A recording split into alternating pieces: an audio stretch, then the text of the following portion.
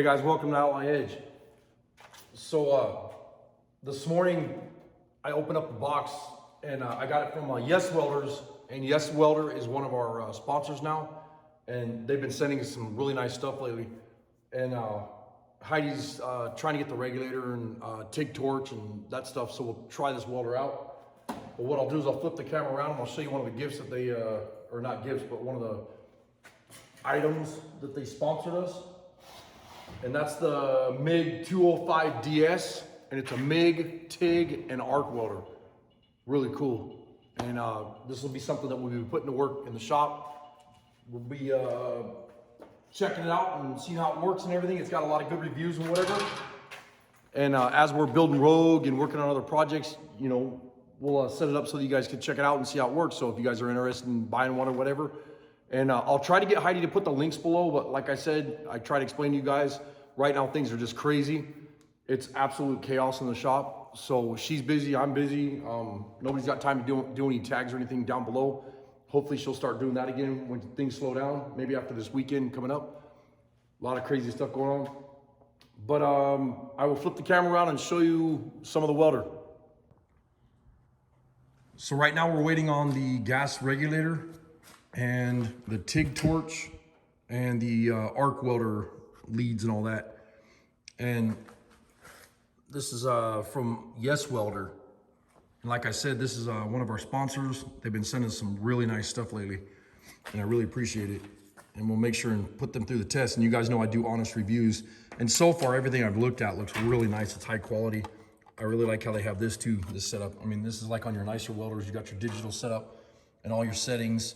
And then plus you have your little screen that you can close up and keep all the dust and crap out of there, all your sparks and everything off there.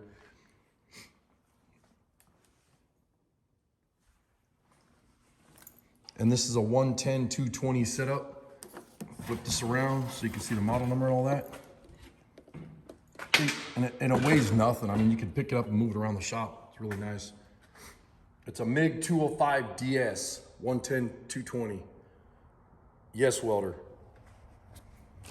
Here's your adapter from 220 to 110. They send you like just a little, I call them a throwaway wire brush. I kind of hate these things, but you know, some people like them. They're just a small little wire brush, and you have this Teflon tape for your fittings or your holes. And then they sent this is for your wire feed and some instructions. And then a really nice, the MIG welder stinger and everything looks really nice. Trigger and all that set up. I'm not gonna take it out of the bag. And then there's some tips here. As soon as the regulator and stuff shows up, and the TIG torch and the arc welder leads show up, I'll get some rod and whatever, and I'll do some TIG welding and arc welding, and then also do some MIG welding, and you guys will see it in some other videos.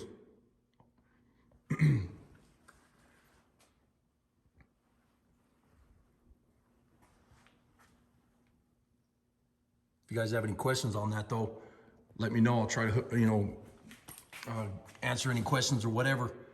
This is new to me, but like I said, I'll try to get some more footage and videos or whatever. But anyways, I'm gonna get back after it. So I got the other piece welded on the side right here and all ground down, looking nice and smooth. And I got the piece over there that I'm doing now. And then FedEx showed up, dropped off another package, and we got all of our airbags, the airbags, you know, all the solenoids, everything, the tank, all the stuff showed up. Real high quality stuff too. It's real nice looking, you know. And that's from Air Max, and it's pretty stoked about that. So it's nice to have good quality stuff, you know, that they're sending you. It's awesome. And then the switches and all the rest of the stuff is in this box here. So now I got a whole ass on that frame because I want to get that thing in primer and get the bags and stuff put on it, and the switches and solenoids and everything. And I want to do a test run on it with the engine and the weight of the car, and you know, I'll put some sandbags in the car and everything else, plus the motor and transmission and everything. And then that way I could test it, you know, where the ride height and test the up and down motion and all that crap of the bags and everything, and check everything. So pretty stoked about that. But I'm gonna keep grinding and welding and try to get some of this crap done. So I pretty much got that side over there finished up, and then I got this piece on top welded. It still needs to be ground down and smoothed out.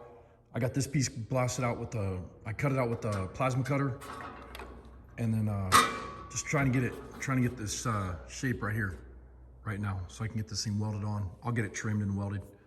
So I'll just set up the camera.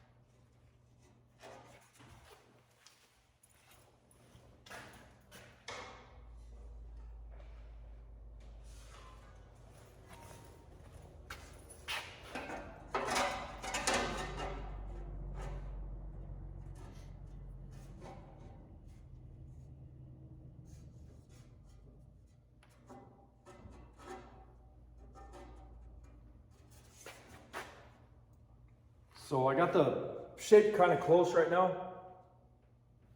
And then I think what I'll do, I'll get this piece ground down to bare metal. It's kind of starting to rust a little bit, flash rust. And then on the backside, there was a little bit of paint or primer. So I'll get this piece down to bare metal and then, you know, get it trimmed out and whatever. Get it where, that way I can get it spot welded on there. Shut off. Oh my gosh.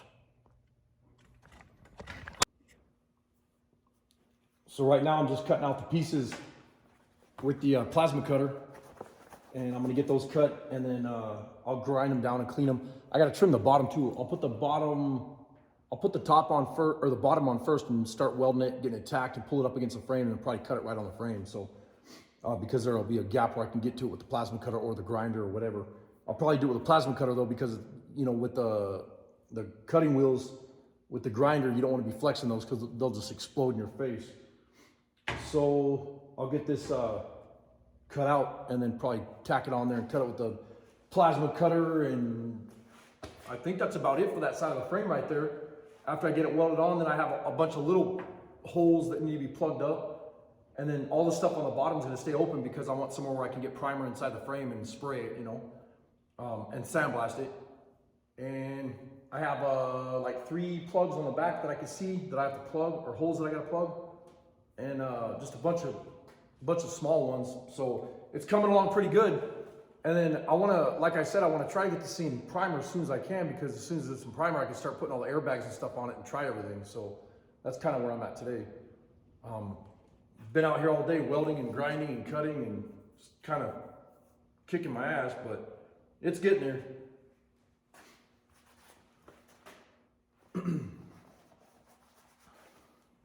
Where'd my plasma cutter go?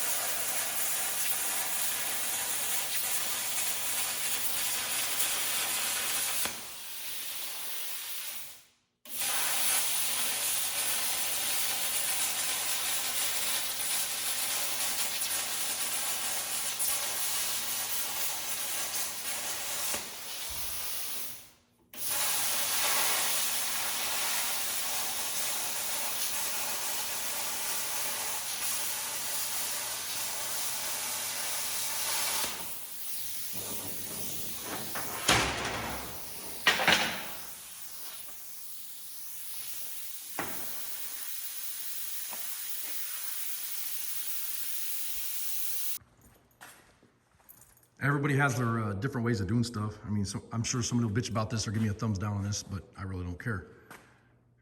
So I put this on here, clamped it with this clamp just real fast with the Makita. And that's the one I made with the socket on the end, so I can just do it real quick.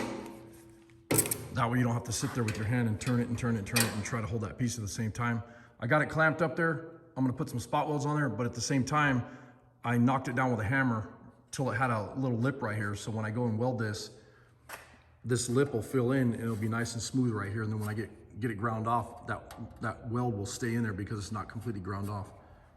You know, it's not like butted up to something. It's actually got the weld down inside of it. So when you grind it, it'll be nice and smooth and it'll round that edge. So it'll look like like the stock edge on the frame. So it's all gonna match. I gotta cut this still, but underneath here, I gotta run a pen right here on the inside and mark that, get that cut and go from there. All right, I got it all trimmed up.